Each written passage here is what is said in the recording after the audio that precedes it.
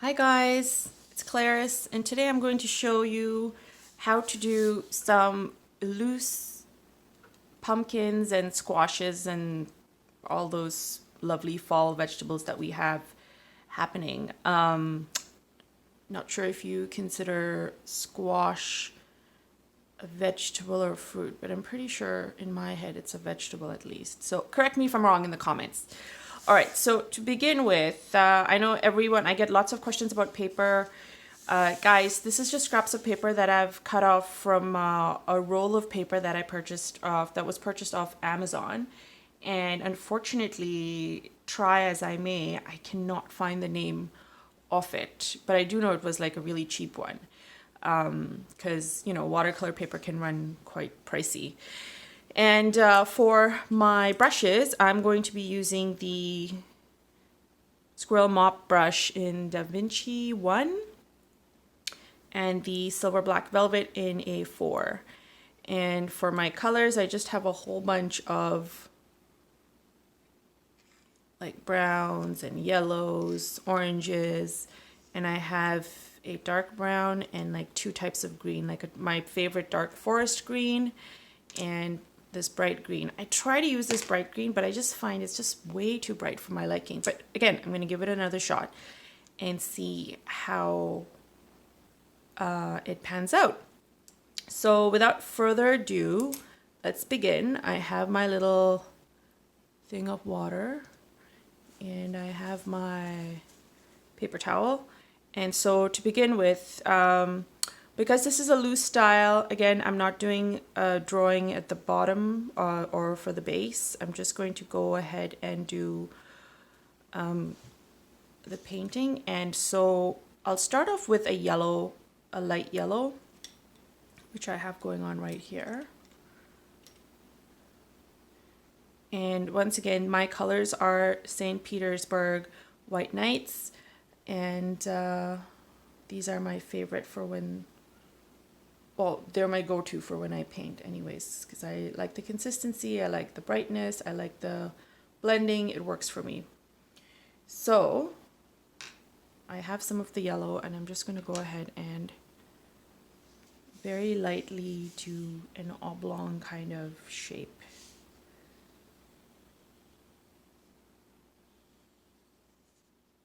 And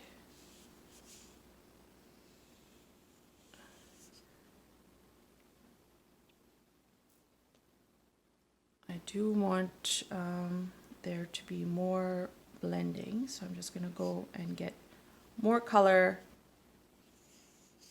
and apply that within my shape. Dipping in my water to get like another consistency, because honestly guys, this is all about how much water you have, how much color you have, and what kind of results you can get. Now I'm going to go in and just get some of my brown and add it at the bottom. Unfortunately, this is more of a green, so I'm just going to introduce a brown. This dark brown, let's just see how that works. Nope, this is too dark. But I'm just going to leave that darkness at the bottom and I'm going to go for a lighter brown that I have and introduce this one in it. So again, it's a lot of trial and error, guys, and a lot of blending. So make sure that you're dipping fairly often and that you are blending it in with your water as well. So it's fine if your yellows mix with the browns, and it's fine if you want to introduce like a third orange, sorry, not a third, like a third color I meant, and that could be your orange, because the beauty of painting objects or a subject like this is that it's got so many colors in there that it's just, you can't go wrong with color or adding the color in it at least. So you might want to add like the orange bright stripes this way, which could give it like a nice texture. By all means, go ahead. And then leave white space in between. That's always nice. I'm going to go in with the dark that I have, and I'm just going to do the stump at the top. And again, if you need reference for what that looks like, I suggest getting an image of some of these before you actually begin. And so this is essentially how you would create something like that.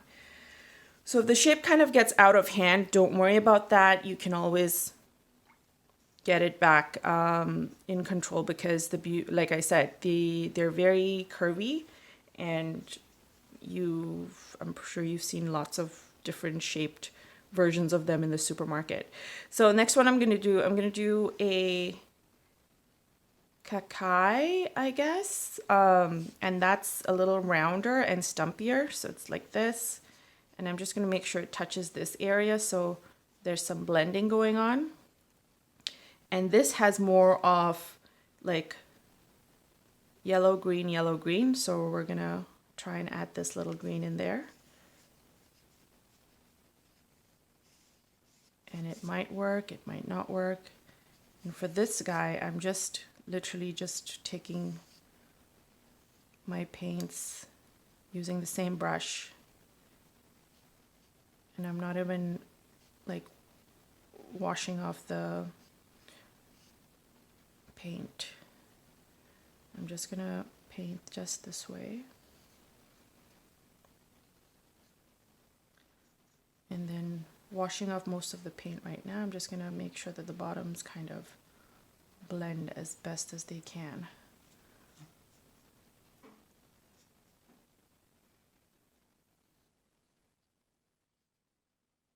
And again, leave the white space, that's always nice, but like if you can. If you can't, that's okay, don't worry about it. Just keep trying until you get it right. Or get interesting results, rather. So for this stump, I'm just, again, because it's a loose painting, don't go overboard. At some point, you just have to let it go. So do that.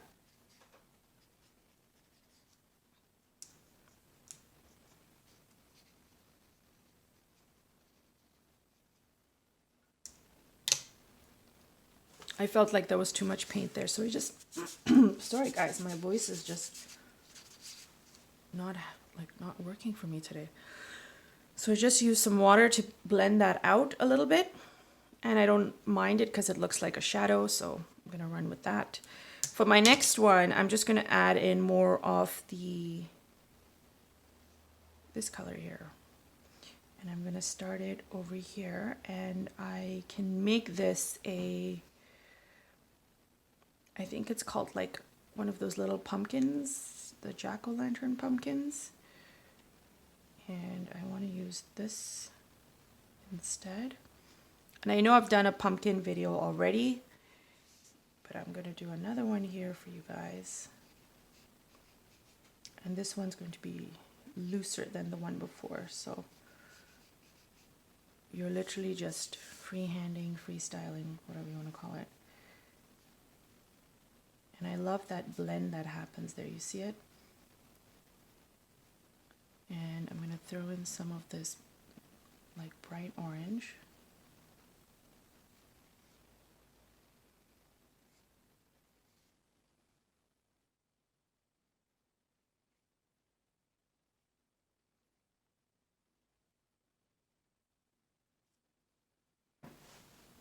And just at the top.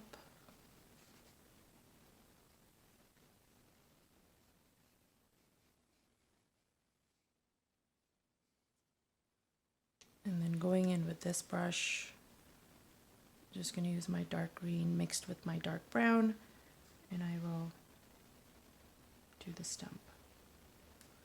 Now, obviously, because this is still wet, you need less water on this brush and more color, so it doesn't blend in too much. Hope that makes sense. Nice. And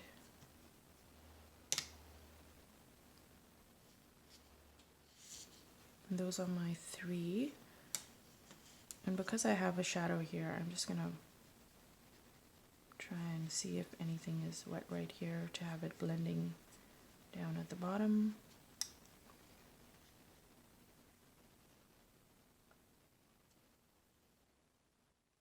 All right, I have that. And then there's another version, which is more of a orange, dark green squash kind of. I don't know what it's called, I'm sorry, but maybe when I paint it, you guys will know. So it kind of looks like this.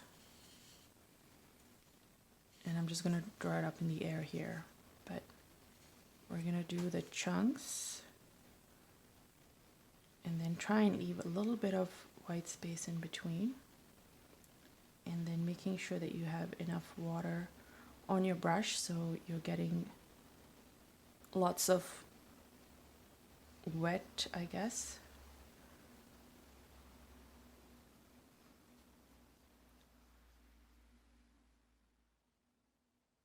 Color on here. And then I'm going to go in with this and take my dark green and just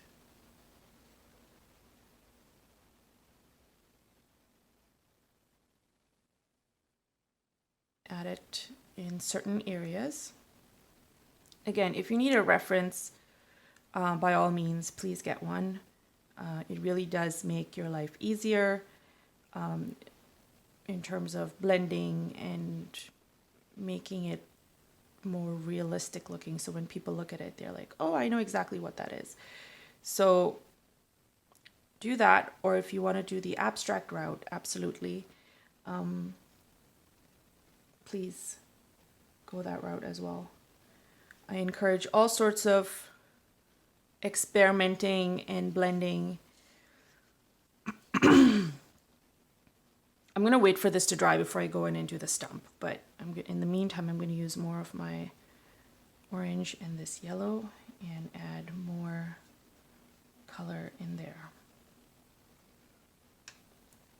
And see how that just opens it up so nicely. You got some of the green on there, but I really like how that looks too, so it's actually quite nice.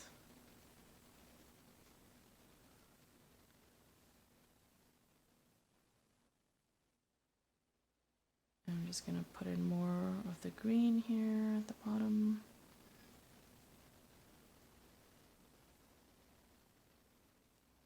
And then finally do the stump, even though it is still pretty damp here.